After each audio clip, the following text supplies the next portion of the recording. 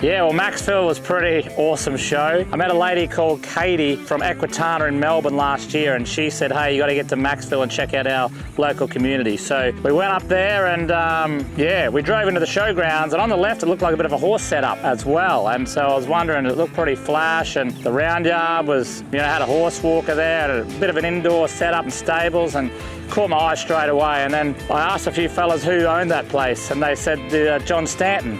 And I said, holy hatbox, like, he's a legend in the horse industry. So I wonder if I should just go over and have a yarn to him. He said, yeah, he'd love it. So I went over there, and he was 94 years old, and he's still got one horse that he gets on most days. It comes into the little step. He steps on a block and gets on his horse, and that was great to see, all his memorabilia, his trophies. He's won that many camp drafts, it's phenomenal.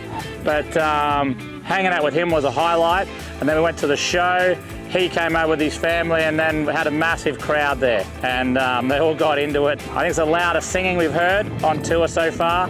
So yeah, we had an epic few days there in the Macksville community, and yeah, it was pretty special. So I can see why you guys live down there.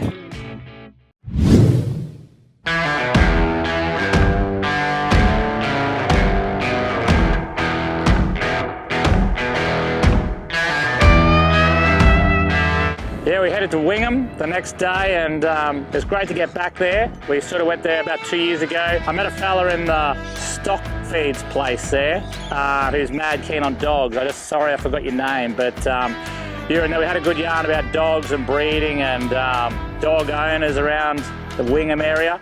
And he showed me where the flood level came through Wingham. Wingham's got a new bridge going into the town, which is pretty awesome.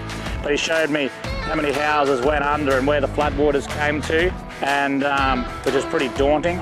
But again, it was going to be forecast to be a really hot day, but thankfully it came right back, and we had all the people under shade, and we have a grandstand there at the Wingham Showgrounds, so it ended up being pretty good.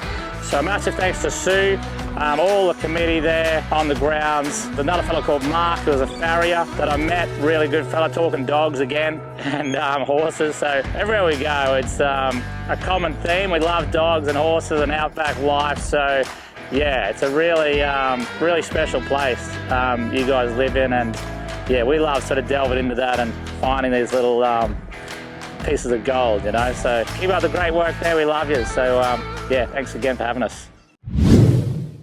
Yeah, so on Sunday we headed off to Stroud, and it was forecast for a bit of rain, so we were a little bit worried, but we thought we'd just give it a crack. So we got in there, we were a little bit worried about getting the truck in underneath the rail, the cap rail of the rodeo arena, but thankfully they dug out a little bit so we could get the truck through and underneath the cap rail. Set up there, awesome crowd again, had a great grandstand set up for rain. Thankfully the rain held right off until right after the show, which was awesome. A lot of funny moments. There's a little fella, the blonde-haired kid that looked like one of Opal's pups, so he got mentioned a few times running out into the arena. I think it was a physio that did the last man standing, the best handstand, or for the longest. So he had a great physique, the big fella. I was quite jealous. No, awesome bloke. And just the whole rodeo committee, I think it was a swimming club, did the canteen. And a little girl called Ali, I think she was 8 years old.